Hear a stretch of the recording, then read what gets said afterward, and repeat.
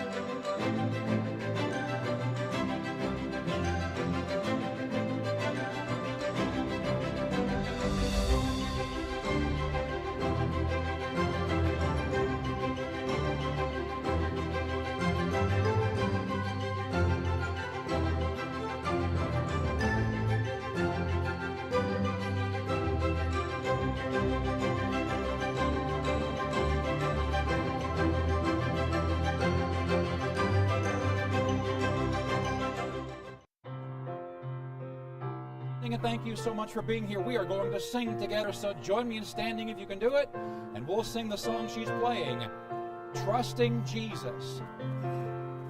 Sing it. Simply trusting every day, trusting through a stormy way, even when my faith is small, trusting Jesus, that is all. Trusting as the moments fly, trusting as the days go by, trusting Him whate'er befall, trusting Jesus, that is all. Trusting Him while life shall last, trusting Him till earth be past, till within the jasper wall, trusting Jesus, that is all.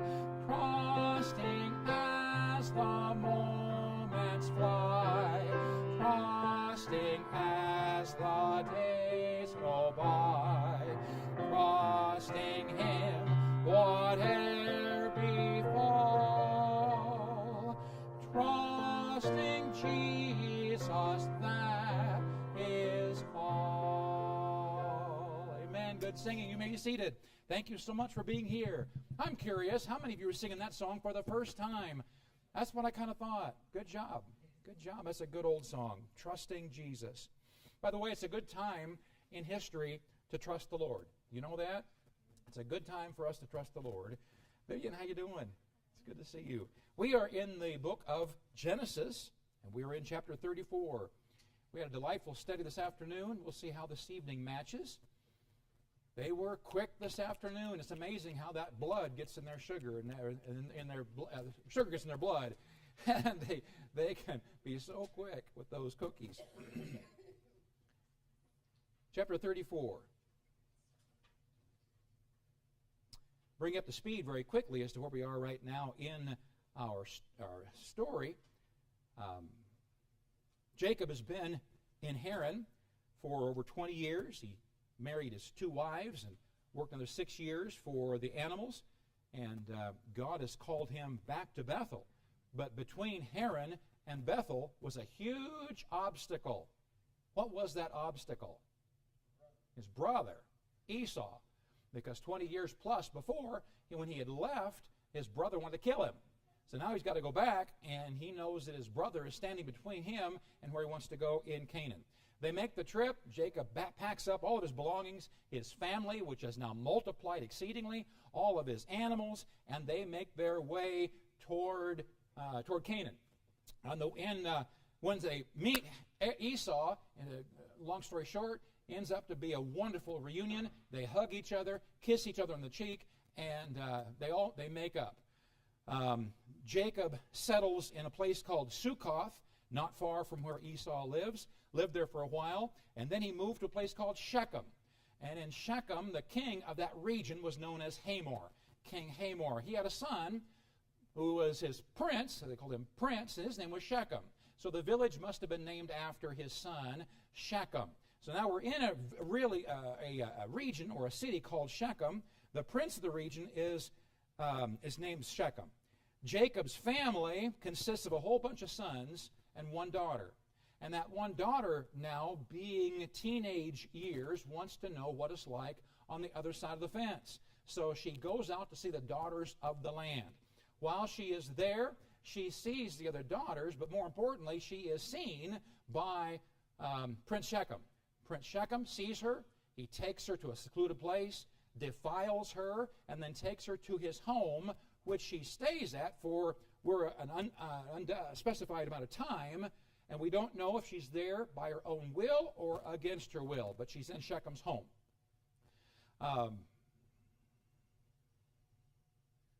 Word comes out that this has happened. It got to Jacob and then to Jacob's sons.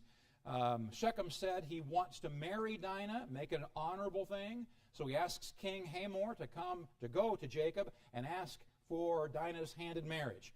So that's what he does.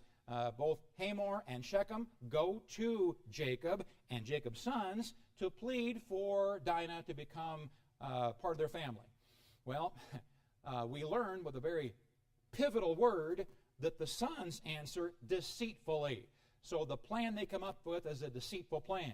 And that deceitful plan is, yes, we will allow our sister, our daughter, to marry Shechem on one condition. We are all circumcised. All the males are all circumcised. The only way that we're going to allow our daughter to marry you for us to be one big happy family is if all your males become circumcised as well. Now you're thinking, why in the world would anybody say, well, we would be willing to do that? Well, understand, the text goes on to say the reason they did it is because they saw the potential of taking, eventually, by intermarriage, taking the wealth of all of Jacob's family to their own as they intermarry back and forth. So there was this greed that caused them to be willing to go through this. So they are. The whole village, all associated with the village of Shechem, all the males get circumcised. Now that's where we come into the story. And that story starts in verse number 25 of Genesis 34. So I very quickly brought you up to speed. And verse number 25 says, chapter 34, "And it came to pass on the 3rd day," the 3rd day after all of the Shechemite men have been circumcised, "when they were sore," I'm sure that's an understatement, that two of the sons of Jacob, Simeon and Levi, Dinah's brethren, took each man his sword, and came upon the city boldly, and slew all the males. Came and they killed all the males of the city. Sounds fair, doesn't it? Dinah was defiled. One gal gets defiled. And so in response, to make it fair, we're going to kill all the men. That sounds like a fair, just, eye for an eye type thing. Well, let's go on. You're taking fill in blanks in. Number 11 is Simeon and Levi's bloody massacre. Verse 26 says, and they slew Hamor and Shechem, his son, with the edge of the sword, and took Dinah out of Shechem's house, and went out. Took Dinah out of Shechem's house, which means Dinah was still in Shechem's house. Again, we don't know if this was of her own volition or not. So letter A, Hamor and Shechem were also killed. Hamor and the son Shechem, who was ultimately responsible for Dinah's defilement and the deaths of all from her brother's retribution, were then killed. And then Dinah was rescued from Shechem's house. Verse 27. The sons of Jacob came upon the slain and spoiled the city, because they had defiled their sister.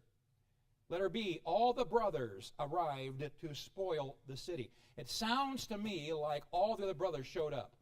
So sometime during this slaughter of the men of Shechem, the other brothers showed up.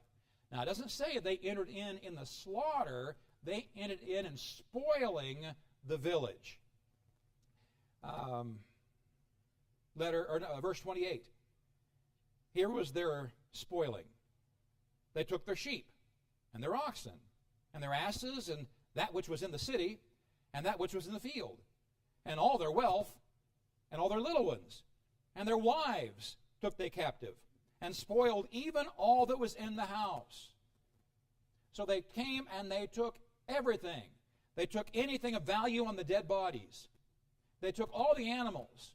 They went into all the homes. They spoiled the homes, anything of value.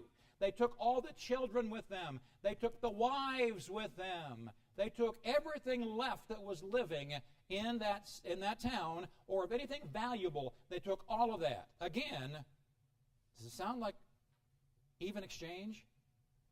Dinah was defiled. So now, all the men of the city are destroyed.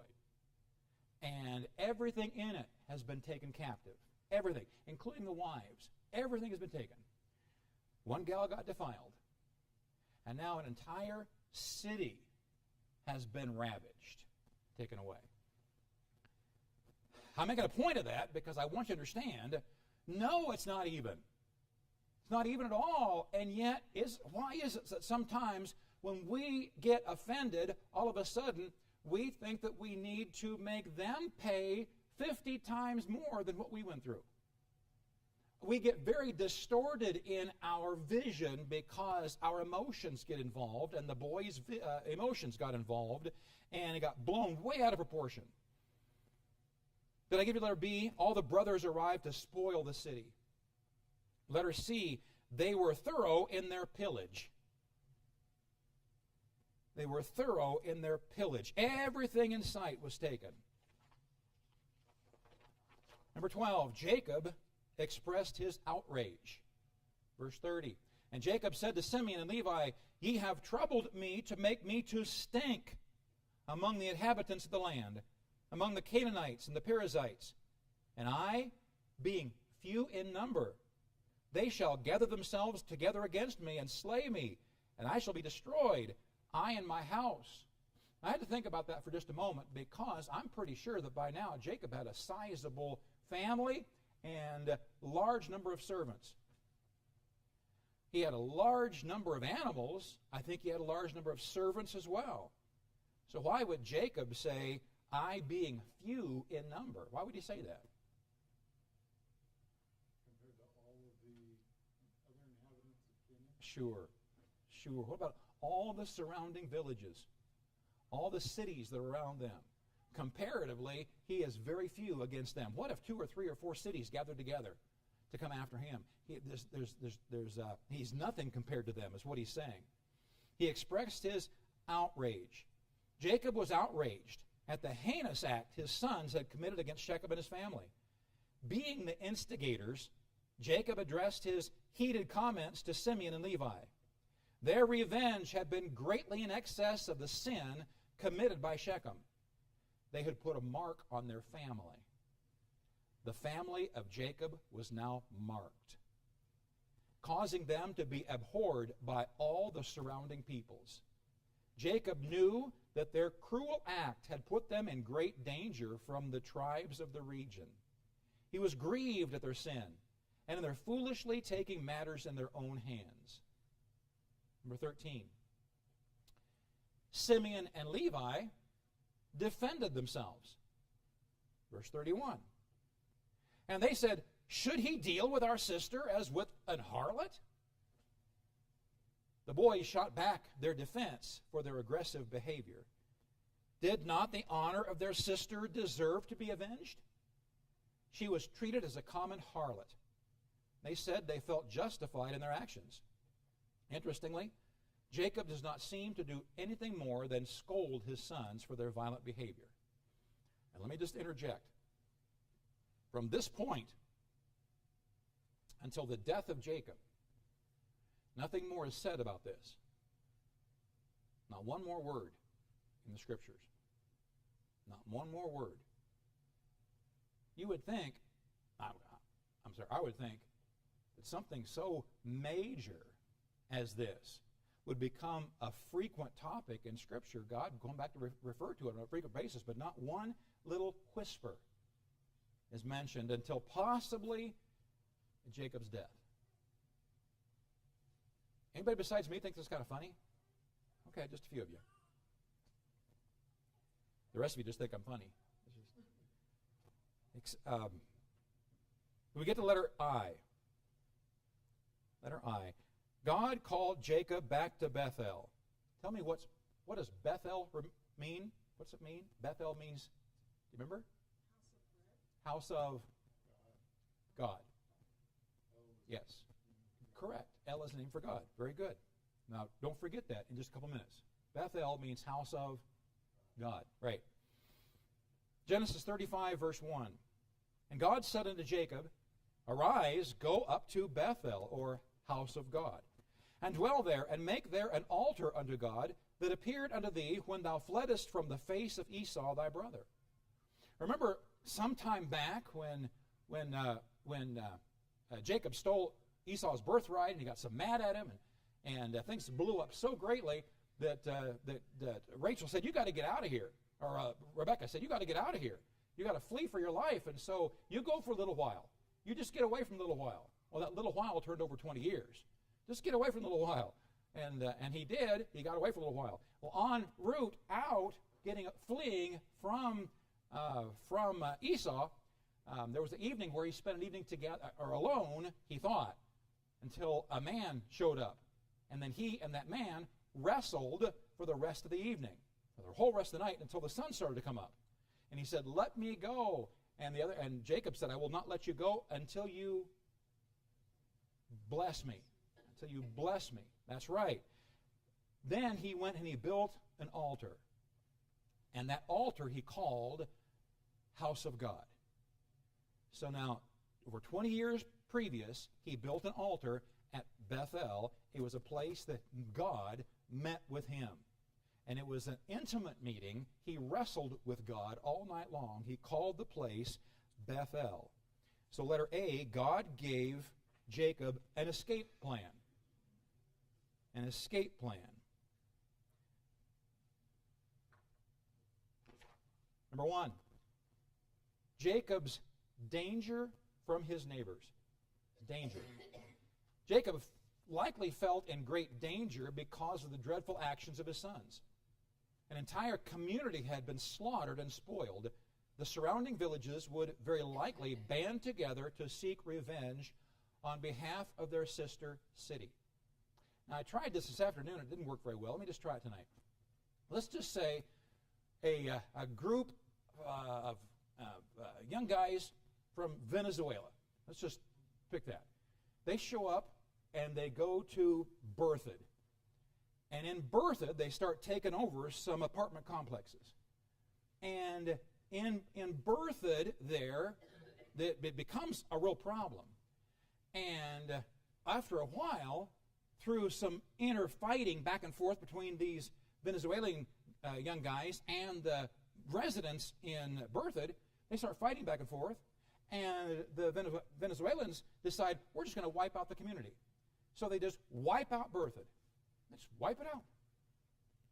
Now, how are the surrounding communities going to feel about that group that just wiped out Berthoud? Katie barred the door. Especially the mess with A&W, that's right. Now, obviously, it's not going to happen, but if it did, villages like where we live, Loveland, and Johnstown, and Longmont, and all these Fort Collins, these surrounding towns are going to be all up in arms, right? Well, doesn't that make sense? I mean, that's what happened here. These foreigners came in. These strangers came in. Jacob, they were from another place. They came in, and they destroyed an entire village. Sure, the natives are going to be upset and come after them. So Jacob's danger. Number 2, Jacob's unfulfilled vow. Not only was Jacob facing the wrath of his neighboring Canaanites, but he had apparently forgotten the rest of the vow he made with God many years before. There, at that altar in Bethel, he had made a commitment that if God would take care of him and bring him safely back to Bethel, that he would be his God. That he would allow Jehovah God to be his God. Well, so Jacob went away. He went to Haran, spent 20 plus years there, and now it's time to come back. He finally came into Canaan, but he stopped short. He was at Shechem and then left Shechem, but he was not back to Bethel. The vow was, I will come back to Bethel and you'll be my God if you allow me to return all the way back here. So the vow has not been completed yet. So he's got an unfulfilled vow. So not only is he facing the danger from his surrounding communities, but he also has this unfulfilled vow. Number 3, God's gracious patience. God graciously gave Jacob a very timely directive. He told him to return to Bethel and make an altar there. And I found this interesting. Why did God, who knew the vow needed to be completed, why did God wait to call him back until after this horrible thing that went on at Shechem? He could have called him a day before that happened, and the whole thing wouldn't have happened. Why did God wait? Now, we don't know all of God's intentions, but God could have called him. God knew it was about to happen. God could have spared him from all that, but he waited until it was all done, until the city was wiped out, until he is now a stink in the land, and now he calls him back. Steve? He may have been calling Jacob back, and Jacob wasn't listening. Okay. This tragedy that put it through Jacob may have been what caused Jacob to start looking and listening. Yeah. Could be. Could be. Anybody else?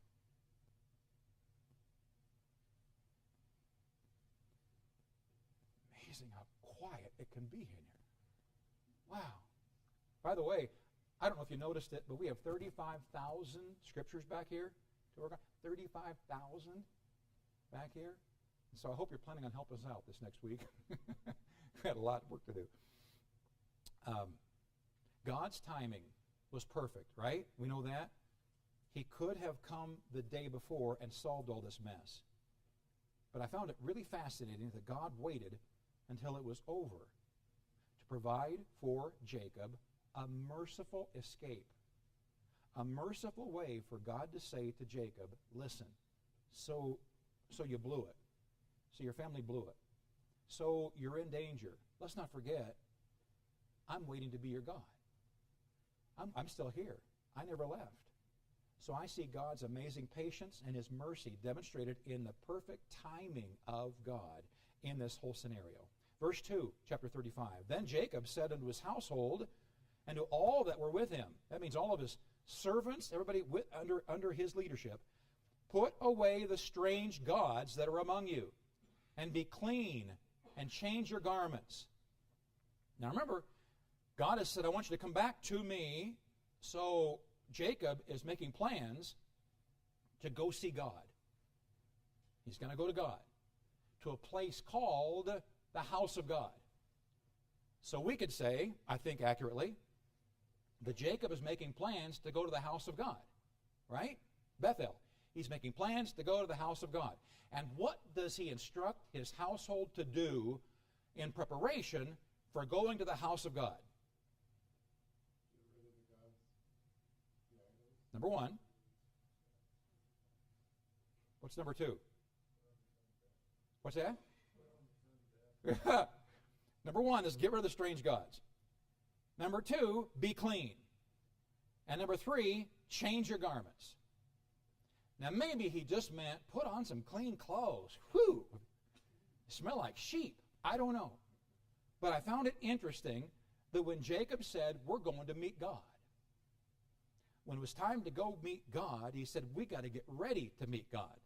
We're not just going to come and as we are, we're going to get ready to meet God. We're going to prepare for it.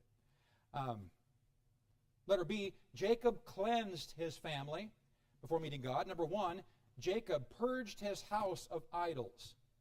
Now it's interesting that we mention idols because I don't remember a time in recent Jacob history that any idols have been mentioned. Recent. That's the key. What were you going to say? Rachel was Yeah. sitting on a few of them. Uh-huh. So that's previous to recent. And they went in and spoiled Yeah. all the houses Yeah. of the men that they slew. That's right. Yeah. And Rachel walked away with her dad's idols. But not, remember I told you this, not a word was said about it. Not a word. This is the first time the word idols has been mentioned since that event. It hadn't been talked about. Images hasn't been talked about until now.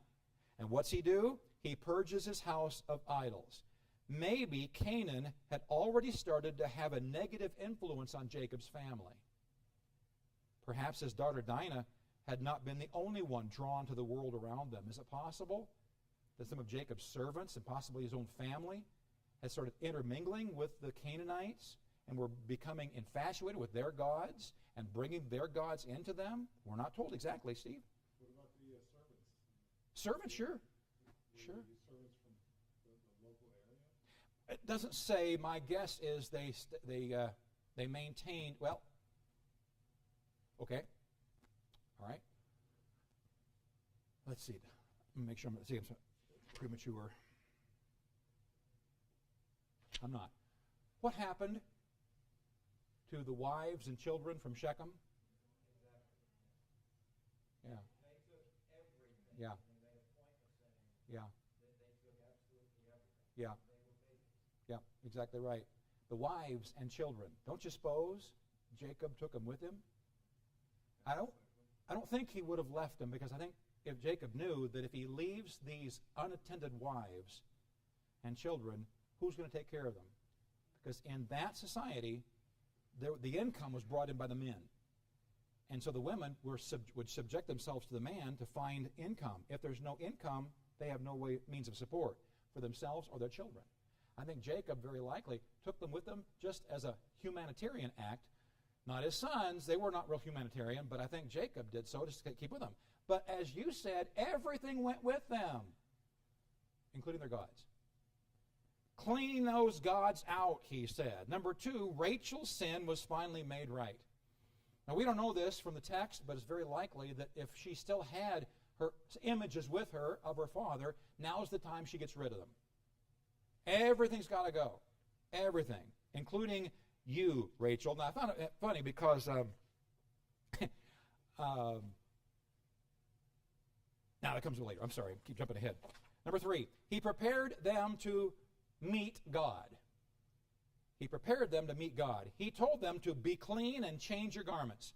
The thought is likely to prepare themselves to meet God by some kind of ceremonial purification.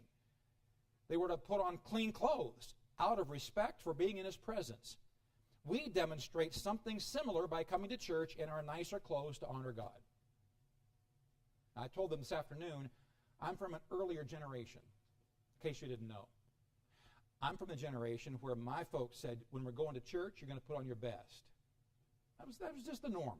When you go to church, you put on your best. And you look at pictures from the 1950s and 60s. How are they all dressed? They're all dressed in their finest. In many black churches today, you will be amazed at how they dress up. Wow, do they have the fancy suits? $1,000 suits on these guys? Wow, they really put on the nines. Something has changed in the last generation. Something has changed. So much so that I read just this past week that in some circles it is offensive for a pastor to wear a tie. In other words, 20 years ago, 30 years ago, 30, 40 years ago, it was offensive to come to church in jeans. Now they're saying it's offensive to come to church in a tie. So who's right? And by the way, I don't want to answer that. I want you to understand, cultures change. What are you going to say? Yes. In Florida, I would go to church. Yeah. You were allowed to wear shorts. Yeah. Flip-flops. Yeah. Sometimes AC footwork. Oh, yeah. Yeah. Steve? I was going to mention about John the Baptist and what he wore. Yeah. Yeah. That's why they kept him outside, though. They wouldn't let him in the auditorium. No. You're in the city, yeah. Right. I do think there is something worth considering. He went to Bethel. He went to the house of God, and before going, he made preparations to meet God. I think the most important preparation we can do to meet God is not on the outside, it's on the inside. I think the most important preparation we can do is to cleanse our hearts, to have a time of cleansing and preparation, preparing ourselves for going to the house of God. And perhaps this is old-fashioned, but I don't think it's a sin to dress up to go to church. Yes? I also noticed God told Jacob to come to Bethel. And Jacob said, all right, you're all coming with me. That's true. Yeah, good point. Didn't give him a choice. If I'm getting in trouble, That's true. No choice. Letter C, Jacob expressed an urgency to travel to Bethel. Verse 3, and let us arise and go up to Bethel, and I will make there an altar unto God, who answered me in the day of my distress, and was with me in the way which I went. Urgent. He was insistent, number one. Jacob was insistent. He told his family his plans with an air of urgency. God had told Jacob to arise and go. And then Jacob used the same word. I checked it out. He used the very same word that God had told him.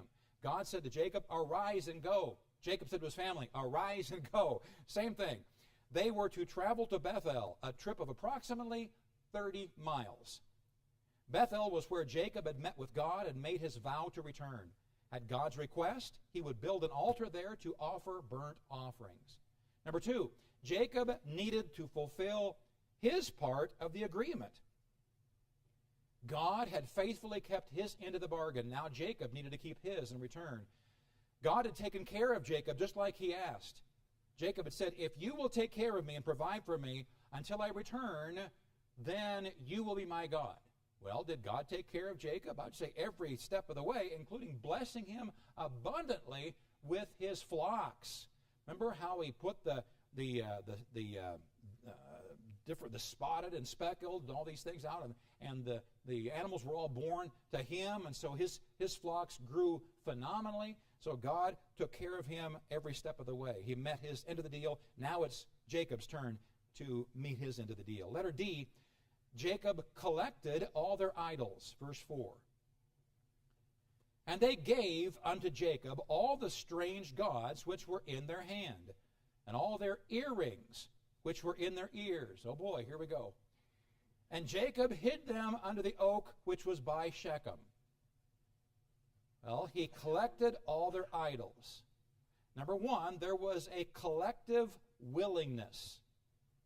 So if, which we assume, Shechem wives and children were there, their gods, they gave over willingly. That's what it says. All that were with them, they gave their gods over to Jacob willingly, which I find interesting. Along with the images, however, they brought the earrings they had been wearing in their ears. Give me the earrings, he said. I want the earrings, along with the false gods. So now, here's the thing. There is a correlation here between the false gods and the earrings. Okay? Buckle up. Wearing earrings was not forbidden and were commonly worn at the time by God's people. Abraham's servant had given Rebekah earrings. These earrings, I emphasize that, these particular earrings is what it kept in question. It wasn't wearing earrings, that wasn't the issue. It was these earrings, false gods, and earrings. Many commentators believe that they had picked up earrings in the shapes of the false gods. They believed that the earrings they were wearing were tied to their false god religion, and they wanted all those earrings brought in. Number two, Jacob buried the idols. He took all the idols among the earrings, he dug a hole and buried them all under a large oak tree in Shechem. Doesn't say this, but very likely he broke them before burying them. His motive was to separate them as far as possible from the minds and hearts of his family and to bury them. And the reason I say he broke them is because in all likelihood, if some of his people, those false god worshippers, knew where those idols were, and they had an affinity to those false gods, it wouldn't surprise me for them to make the trip back to that oak tree, try to dig them up, and then retrieve them. So I think he broke them as much as he could so they were no longer usable by them. Bob? Most of the idols back then in the earth would have been of gold, right? So valuable. It said many of them were made out of actually wood. Oh, okay. Yeah. Don't you think it would And clay. Jacob destroyed if he was intending to break them rather than hid? To me, I read it as it was temporary. He hid them from God. Ah. He buried them by the tree in Shechem and hid them. Well, And by saying hid, it didn't come off to me that he was and that may be true. That may be true. That may be true. But we can't prove it either way because nothing else said about it. So we're back to conjecture. I like mine better. That's right. He buried the idols. Letter E, verse 5. And they journeyed, listen to this. And they journeyed, and the terror of God was upon the cities that were round about them. And they did not pursue after the sons of Jacob. So why did those communities that were so upset with Jacob and his families not attack them? Because God put the fear of God on those cities, and they were not about to touch Jacob. That's why. God protected them providentially. God protected Jacob on his journey. As soon as they were able to pack, they began their journey. As a gesture of his promise of protection over them, God put the fear of the Lord in the hearts of their surrounding cities. The word terror here is the very same word used as fear in other places. The fear of the Lord. The atrocity done to Shechem and his family was likely used to impress God's fear in their hearts. Jacob and all those with him made their trip in peace. Again, he's got a very merciful God. Number 1, verse 6. So Jacob came to Luz, which is in the land of Canaan, that is Bethel, he and all the people that were with him. Number 1, Jacob's entourage made it safely. They made it to Bethel safely. Jacob, his wives, his children, along with all of his servants, made it safely to Bethel. The place had originally been called Luz. Since there are two different towns called by that name, the author identified it as being in the land of Canaan. So this is a specific Luz called Bethel. Number 2, Jacob built a new altar. Verse 7. And he built there an altar, and he called the place, look at the word, El Bethel. Now, based upon all of your Hebrew knowledge, what's that mean? God's house of God? Real close. Yeah, real close.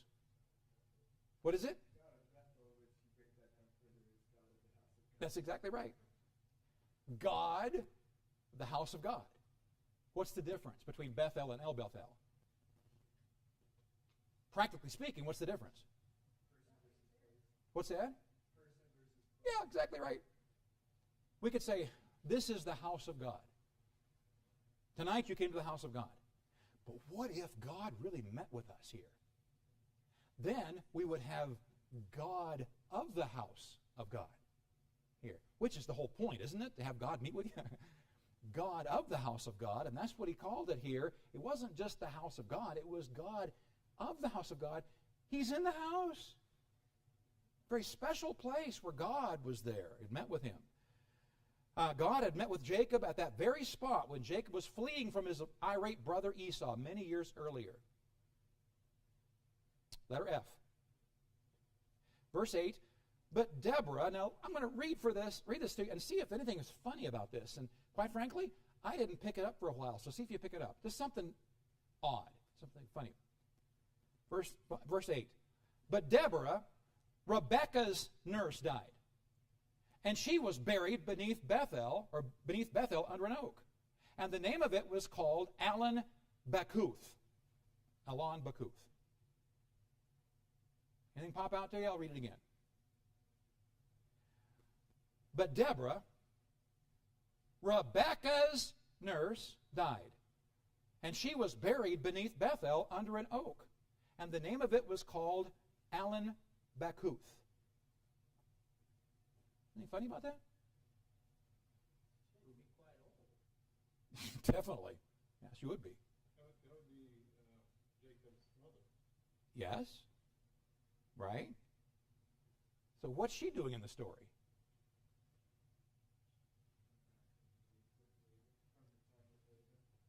Very good. I'm going to read it to you right here. I'm going to read it out of what I've got here. Here's what I think. Many believe that when Jacob moved to Shechem, he likely made frequent trips to Hebron to visit his father Isaac. It's not mentioned, but he could have done that. Being so close to Dad, it's very possible he made several trips there. By that time, his mother Rebekah had likely died, but was outlived by Rebekah's nurse, Deborah. Jacob may have brought Deborah to be a companion to his family, to an instructor to his children. So Deborah was like a nanny. So when Rebekah died, the nanny came to live with Jacob but to help take care of his children. That's what is suggested here. So number 1, Deborah had been Rebekah's nurse. Number 2, Deborah was buried under the oak of weeping. When they reached Bethel, Deborah, who had been beloved by Jacob's family, died and was lovingly buried under an oak tree there. They called the place Allon Bacuth, meaning the oak of weeping. Why would they call it the oak of weeping if there wasn't weeping involved? Why were they weeping? Because somebody they loved very much passed away. She was very much a part of their family, and when she passed away, they all grieved, and they called it the oak of weeping. Verse 9. And God appeared unto Jacob again when he came out of Padanaram and blessed him. So letter G, Jacob met God again at Bethel. God appeared to Jacob before crossing the brook the night he spent wrestling. That was when God met with him before he was going to meet Esau. He had more recently appeared in Shechem, telling him to return to Bethel. And he appeared there after Jacob arrived again at Bethel. his meeting would be an opportunity for him to bless Jacob. We're talking about a third time here. So verse 10. And God said unto him, Thy name is Jacob. Thy name shall not be called any more Jacob, but what? Israel. But Israel shall be thy name, and he called his name Israel. And I say, didn't we hear this? Is this a deja vu? Didn't God already say, you're not going to be called Jacob any longer, you're going to be called Israel? That was last week. Now tonight, after God says last week, you're not going to be called Jacob any longer, you're going to be called Israel, what's God first call him? Jacob. Is that funny or what? So next time God meets with him, he calls him the name he said he wasn't going to call him before last time. Jacob. Jacob, your name's Jacob, but you're not going to be called this anymore. You're going to be called Israel. So here's the deal. He repeated himself twice. And that's because God has a very short memory, right? Why does God repeat himself typically? Yeah, because we weren't listening. I like that. For emphasis. He's emphasizing this. He's drilling this into Jacob, Israel. Why is it critical that Jacob understands his new name, Prince with God? Why does he need to know that? Why is it significant?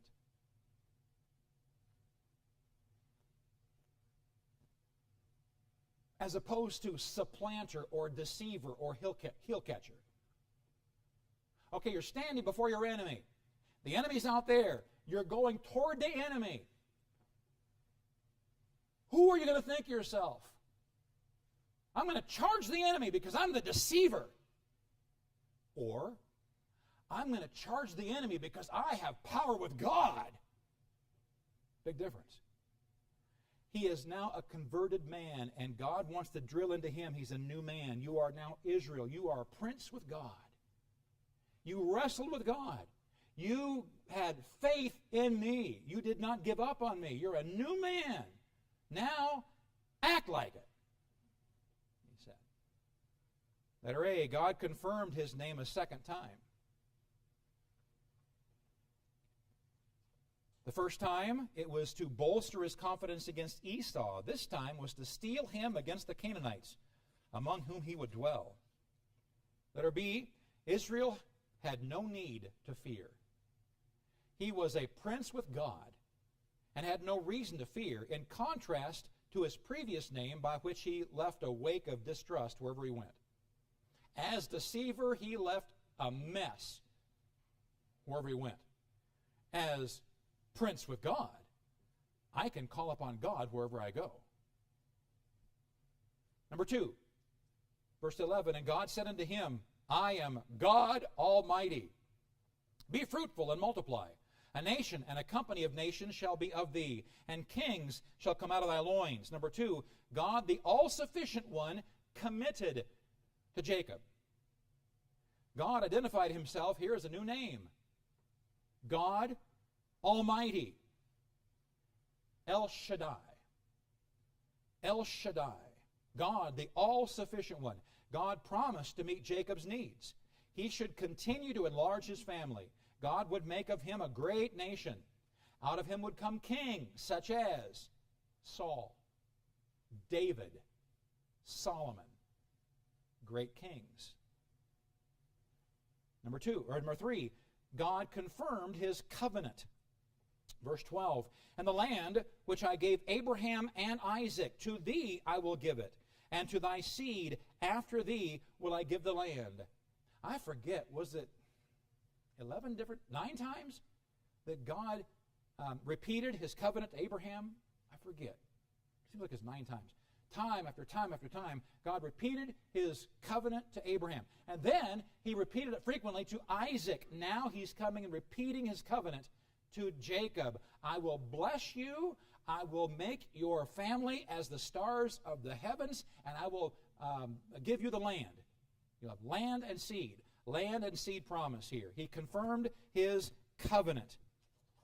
Verse 13, and God went up from him in the place where he talked with him. So God finished his blessing and departed. He finished his blessing and departed. This, I think, was probably the Son of God meeting with him at this time.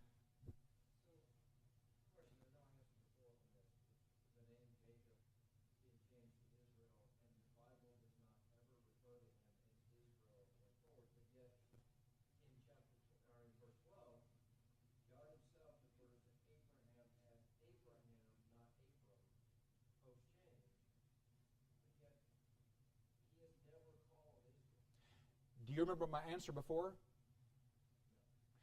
I don't know. It's just, I find it interesting. Yeah. That he told them twice, Yeah. their name was changed. Yeah. But then it's never changed in the writing of the Yeah. Bible to Israel like Abraham was from Abram. All- It's Yeah. Sarah. All I can assume. Go ahead. Go ahead. Just a thought, when later on, as the Israelites expand, they're not called the children of Jacob, they're called the children of Israel. That's true. And so at that point, Israel seems more like a national name than his personal name.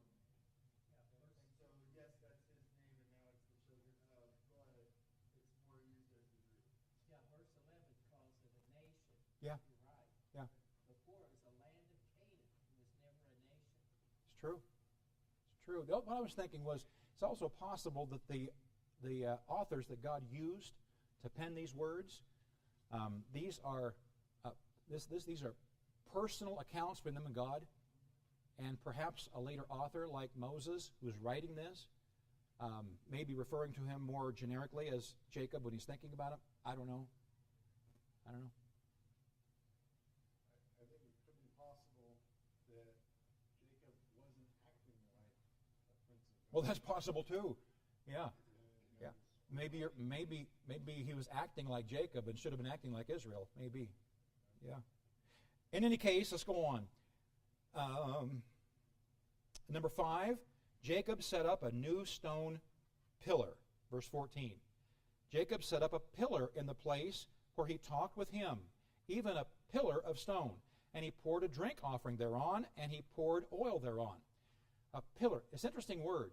He uses it as a pillar. If you go into a large building with Greek architecture, and you say, look, there is a massive pillar, of what are you describing? A column. Right, a stone column. In other words, something that goes up and down like this. So if Jacob builds a pillar, don't you suppose he simply took rocks and put one on top of another? Building up this way? That's my thought. A pillar going straight up is my thought here. So he set up a new pillar, letter A. He erected an altar there where God had met with him. And this was the same spot he and God had met so many years before.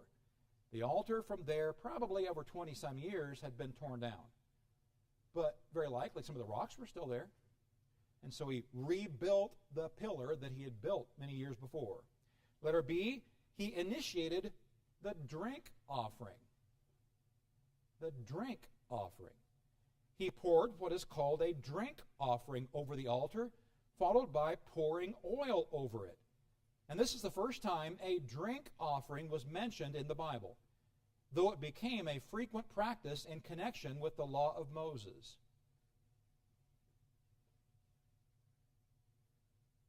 And I found it just interesting. Why a drink offering? And I don't know exactly. What comes to mind is really unrelated, but you remember when David had fled from Saul, and David and his troops are looking out, and they see just past Saul's army, or just past the front of Saul's army, and they see a well, and David said, oh, man, I sure wish I could have a drink from that well. And then 3 of his mighty men, unbeknownst to David, risk their lives, and they go through the enemy lines, and they drop into that well, and they bring him back water from that well that he said he was so thirsty for. Anybody know what he did with that water when he got it? He poured it out. He poured it out because he says, I cannot drink the blood of the men who risked their lives for me. In other words, he was honoring their gift. He made a drink offering, honoring what they had done. So I don't know. Bob? Possibly. I don't know. Yeah. Interesting. Maybe. Yeah. Yeah. Different words, but it's still just an altar. Yeah.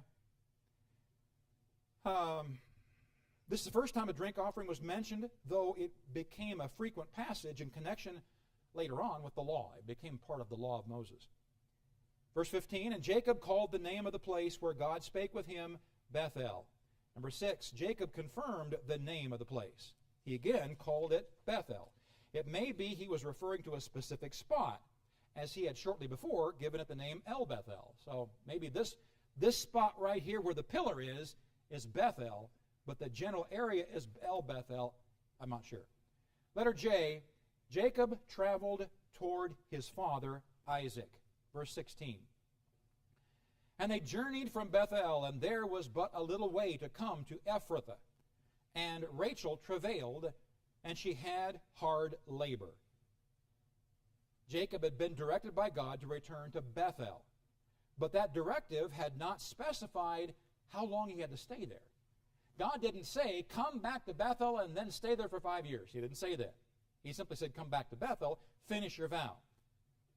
After establishing his altar and meeting with God, Jacob then loaded his family and belongings and headed toward Hebron, close to where his father Isaac lived.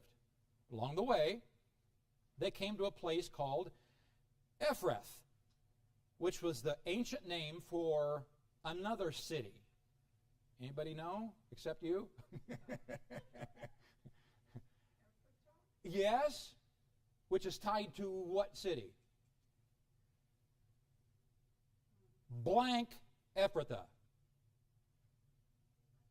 Yes. Bethlehem Ephrathah. There's two Bethlehems, but the place that Jesus was born was in this one, Bethlehem Ephrathah. Interesting. And the bad news is, I got to quit here because this is where we stopped this afternoon. I couldn't finish. So we got to stop here. But I'm telling you, when we pick this up, it's very fascinating here. What is mentioned about Rachel and mentioned about this particular area called Ephrathah, becomes Bethlehem. Very interesting. So, any last minute comments? Questions? I can't answer. All right. Let's have a prayer. Gracious Lord, thank you. Thank you so much for loving us, and thank you for giving us your word. And Lord, I trust that you were honored tonight in our search for what you'd have for us out of these passages. And yes, Lord, we're putting in much conjecture. We're going places that you did not fill in. So we would ask for your divine guidance. But also ask, Lord, that you would give us those things that are important for us to know, that we might pattern our lives more cleanly after you. I thank you for this study. I thank you for the time we spent together. We love you in Jesus' name. Amen. God bless you.